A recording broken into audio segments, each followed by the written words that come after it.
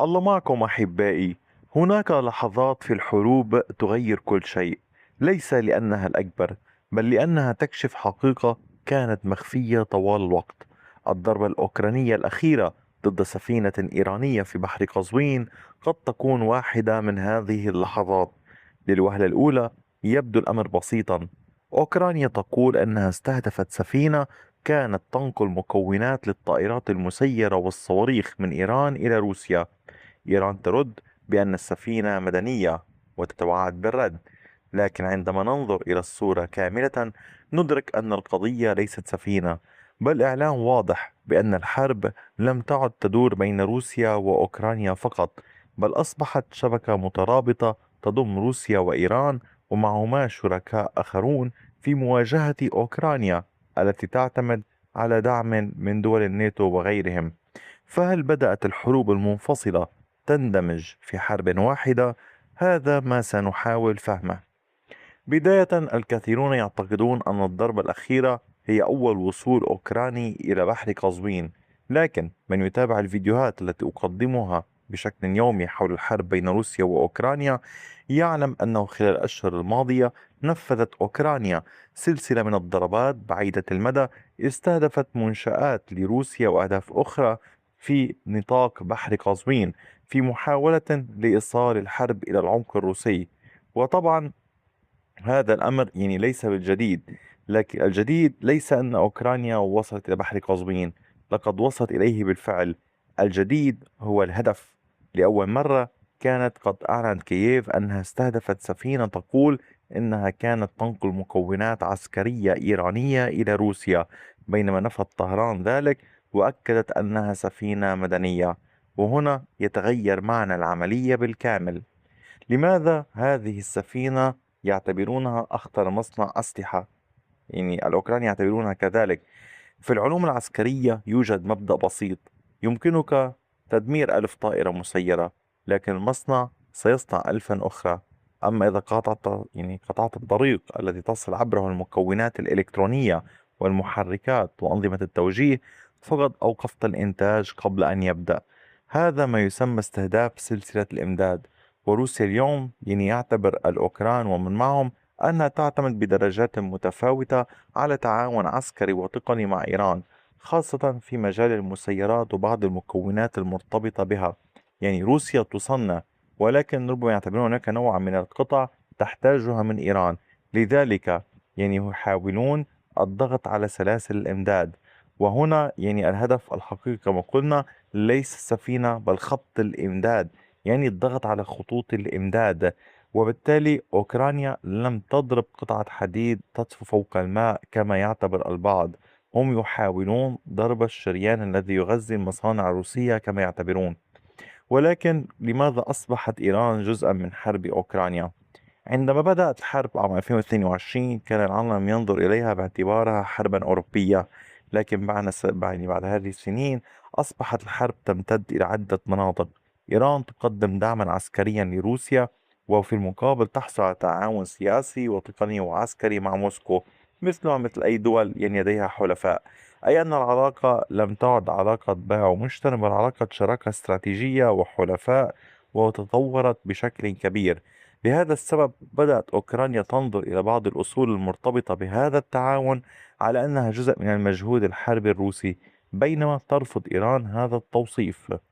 وفيما يتعلق في إن كانت هذه الحروب اندمجت مع بعضها البعض أم لا، هنا نصل إلى النقطة الأكثر أهمية.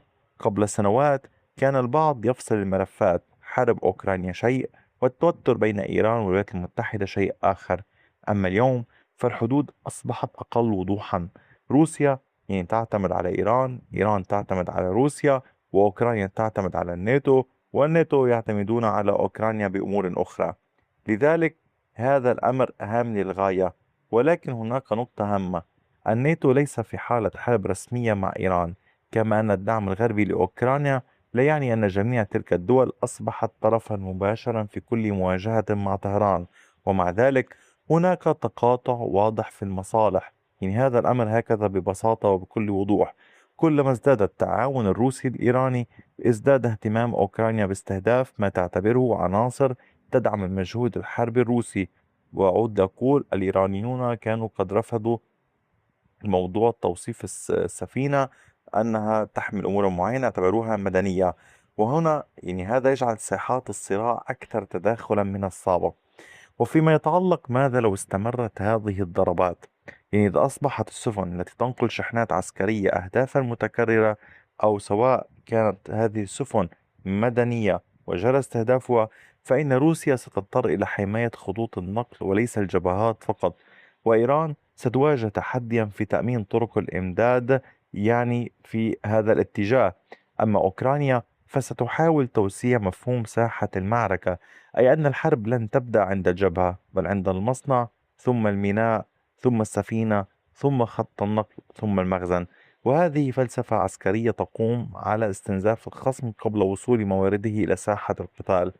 وفيما يتعلق بخلاصة هذا الحديث، قد يظن البعض أن قصة سفينة في بحر قزوين مجرد خبر عابر، لكن في الواقع هي تعكس تحولا أكبر. ويبقى علينا أن ننتظر كيف سترد إيران على كل هذا. فالحروب لم تعد تقاس بعدد الدبابات أو الطائرات فقط، بل بالشبكات التي تربط الحلفاء وخطوط الإمداد التي تعبر آلاف الكيلومترات، والقدرة على ضرب هذه الشبكات قبل أن تصل إلى ساحة القتال. ويبقى هناك خلاف جوهري حول هذه الحادثة. أوكرانيا، أعود أقول، تؤكد أن السفينة كانت تحمل مكونات عسكرية متجهة إلى روسيا، بينما تنفي إيران ذلك وتصر على أنها كانت سفينة مدنية. وإذا استمرت هذه العمليات، فقد لا يكون السؤال في المستقبل أين ستقع الضربة التالية، بل سيكون هل نحن ما زلنا أمام حربين منفصلتين، أم أننا أمام صراع واحد تتداخل فيه جبهات أوروبا والشرق الأوسط بشكل غير مسبوق. والنقطة الأهم من كل ذلك هو، هل روسيا تريد توسع دائرة العمليات والضربات؟ المشكلة بالنسبة لروسيا ليس فقط في خسارة سفينة أو منشأة، هي أن أوكرانيا تحاول تغيير قواعد اللعبة. في بداية الحرب جرى الاعتماد على فكرة أساسية: حماية العمق الروسي مهما كانت قوة الضربات الأوكرانية. لكن خلال السنوات الماضية تغير هذا الواقع نتيجة تطوير القدرات العسكرية الأوكرانية. تلاحظون حجم الاستثمارات تحدثت عنه كثيرا في مجال تطوير المسيرات وغيرها. ورأينا ضربات أوكرانية تصل إلى مناطق بعيدة عن خطوط الجبهة، واستهداف منشآت طاقة ومطارات ومراكز لوجستية داخل روسيا. والآن يظهر بعد جديد: استهداف نقاط الربط بين روسيا وشركائها. فروسيا لا تخوض الحرب بالسلاح الذي تنتجه داخل حدودها فقط، بل هناك شبكة واسعة تشمل موردين، طرق نقل بحرية وبرية، مصانع مشتركة، وتعاون تقني مع دول حليفة.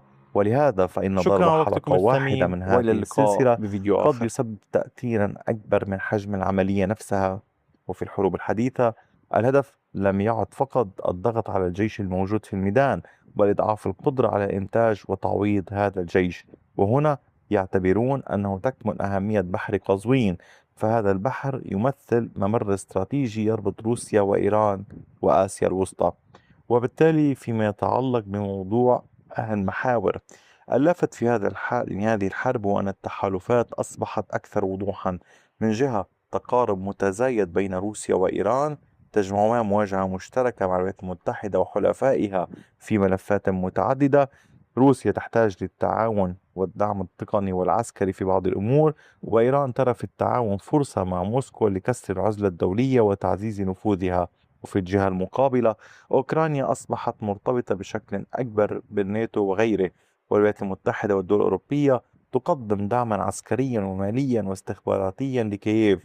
وترى أن إضعاف روسيا يصب في مصلحة أو حماية النظام الأمني الأوروبي. وهنا تظهر الصورة الأكبر: الحرب الأوكرانية لم تعد مجرد نزاع على أراضٍ داخل أوكرانيا، بل أصبحت اختبارا لصراع نفوذ بين شبكات تحالفات. وروسيا تحاول بناء شبكة تضم دولا مثل إيران وكوريا الشمالية، بينما يعتمد المعسكر المقابل على تحالفاته التقليدية داخل الناتو وشراكاته الدولية. هذا لا يعني أننا أمام حرب عالمية مباشرة، ولكن معظم الأطراف تحاول تجنب مواجهة شاملة بين القوى الكبرى. لكن هذا الخط الفاصل بين الصراعات الإقليمية أصبح أكثر ضبابية. وبالتالي علينا الانتظار إلى أين ستؤول الأمور. فما رأيكم أنتم أحبائي؟ أتمنى من حضرتكم كتابة آرائكم في التعليقات، وشكرا لكم دوما على كامل وقتكم الثمين، وإلى اللقاء بفيديو آخر.